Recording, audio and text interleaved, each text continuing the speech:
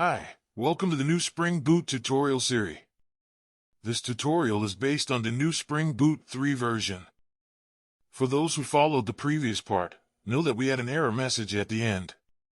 In this part there is a solution. It is not the only solution, but in our opinion it is the best. We are going to introduce DTOs. We're back in Eclipse. The first thing we did was create the DTOs, or data transfer objects. We created the DTOs all with records. Users DTO. Users address DTO.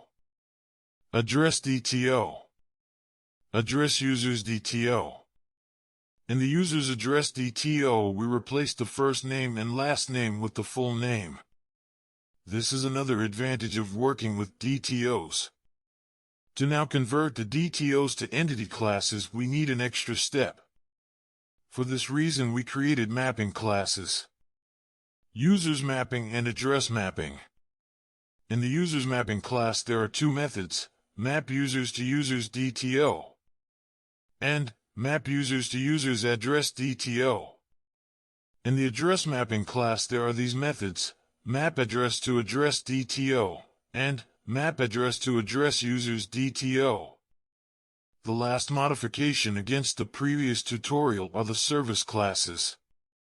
In the users service and address service, the entities in the get methods are replaced by the DTOs.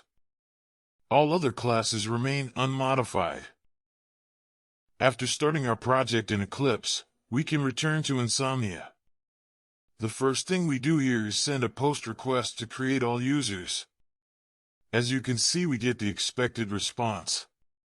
We can also create a single user with create user. Now we can see what the response will be from the various get users requests. Get users gives us the list of users with their addresses. Get addresses gives us the addresses with their user. Get user by ID gives us the user with ID 1 and his address. Get address by ID gives us the address with ID 1 and the user. So, we are back at the end. Thank you for following along. In the next tutorial we will continue with one-to-many and many-to-one relations. Thank you. Like, comment, share, and subscribe.